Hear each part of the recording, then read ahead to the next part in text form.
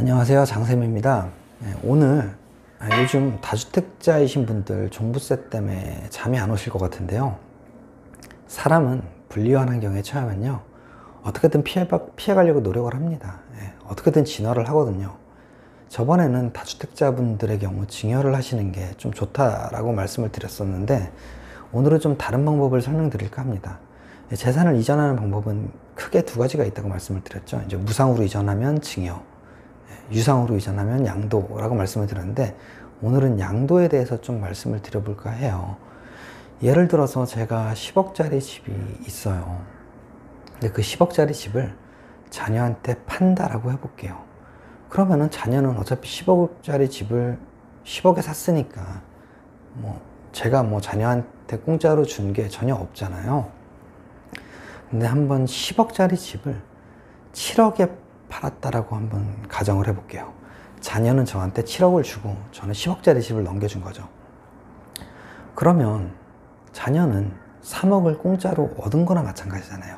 왜냐면 10억짜리 집을 7억에 샀으니까 아빠한테. 그랬을 때 3억이 재산 증가분이 있는데, 이 부분에 대해서 과연 증여세를 납부를 할까요? 이걸 증여로 볼까요? 자산의 무상 이전이라고 보고? 그렇지 않습니다. 법에서는 시가와 거래가액의 일정 차액에 대해서 일정 부분 넘었을 때만 증여세를 물리게 되어 있거든요.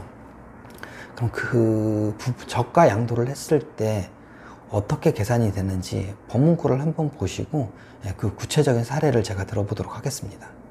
이제부터 그 자산의 저가 양도에 대해서 한번 설명을 드릴까 해요. 그럼 법은 상속증여세법, 일명 상증세법이라고 하는데요. 상증세법 제35조를 보시면요, 이 빨간 글씨 쳐져 있는 것만 보시면 되거든요.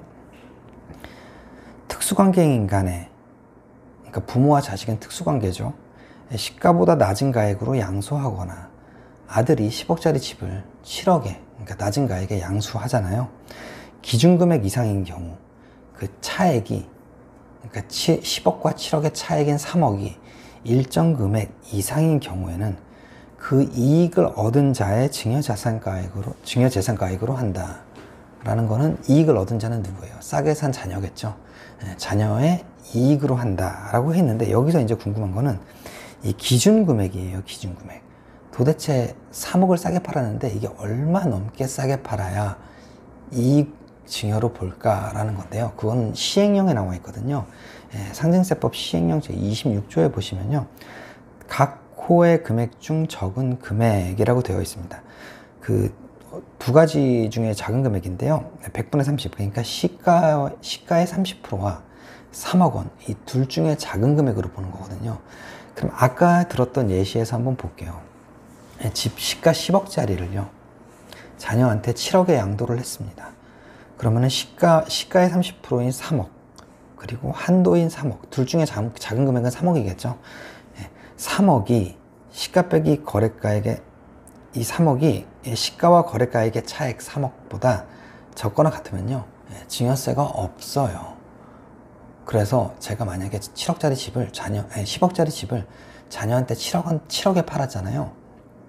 그럼 자녀는 3억을 이익을 봤음에도 불구하고 그 3억이 시세의 30% 또는 3억보다 작은 금액보다 낮으니까 증여세가 100원도 납부가 되지 않습니다.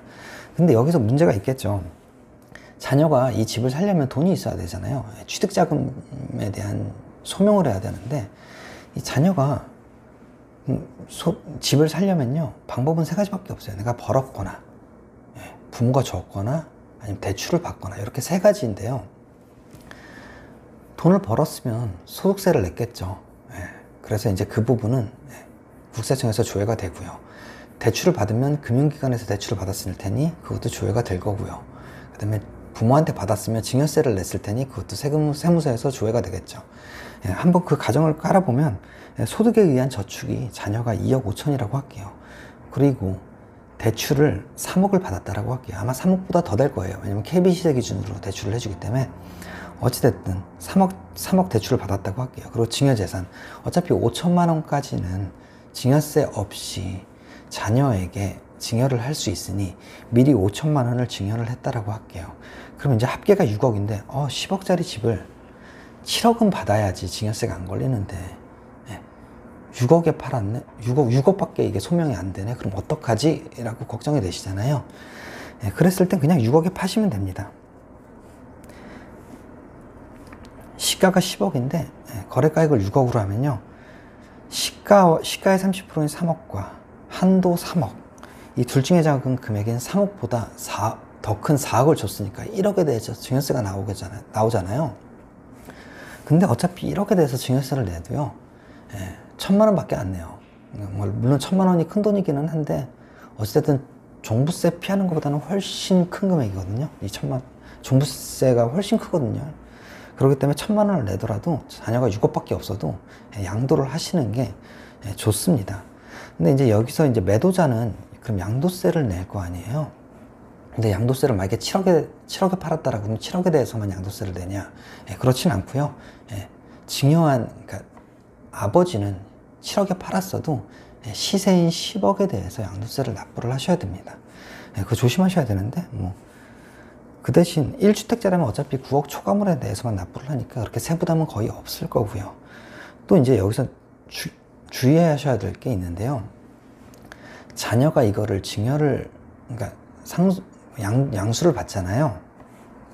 그러면 받으시면요, 이거를 5년 동안 파시면 안 돼요. 5년 동안 파시면은 페널티가 있어요. 근데 그 페널티에 대해서 나중에 다시 좀 한번 시간을 내서 설명을 드릴 거거든요. 그래서 만약에 자녀가 부모한테 재산을 양수를 받으면 그 재산은 5년 동안 파시면 안 됩니다. 이 부분은 나중에 따로 설명을 드리겠습니다. 그리고 좀 이거는 주택 거래하실 때 좀 유의하셨으면 해가지고 제가 설명을 드리는 건데요. 이 잠실 리센치라는 아파트거든요. 이렇게 보시면은 3월달, 2019년 3월달에 12억 6천에 거래된 게 보이시나요? 12억 6천에 거래가 됐는데 2018년도 9월에 보면 14억 5천, 5층이 14억 5천에 팔렸는데 2019년에 12억 6천, 28층 로얄층이 이렇게 팔렸어요. 이런 것들은 아마 30% 이내로, 3억 이내로 싸게 거래를 한 특수관계 거래가 아닐까라는 그냥 개인적인 의심이 듭니다. 그래서 실거래가를 볼 때 12억 6천이니까 이게 집값이 많이 떨어졌네? 라고 생각하실 수도 있는데 좀 이런 것은 아닐까라고 한 번쯤은 의심을 해볼 법하거든요. 왜냐면 다음에 보시면은 계속 13억 7천, 14억, 14억 뭐 이렇게 올랐잖아요. 그러다 보니까 이런 게 되게 많아요. 근데 저번에 법 바뀌었을 때 이런 게 되게 많았거든요. 그러니까 조심해서 한번 보시고 판단하시기 바랍니다. 또 양도하시는 분들도 마찬가지예요. 12억 6천에 팔렸으니까 집값이 많이 떨어졌다. 알고 꼭 굳이 12억 2천 이렇게 파실 필요도 없는 거고요. 오늘은 자녀한테 10억짜리 집을 어떻게 하면 싸게 팔 수 있을까에 대해서 한번 고민을 해봤고요. 다음에는 더 좋은 강의로 한번 찾아뵙겠습니다. 구독과 좋아요, 알림 설정 꼭 부탁드립니다. 감사합니다.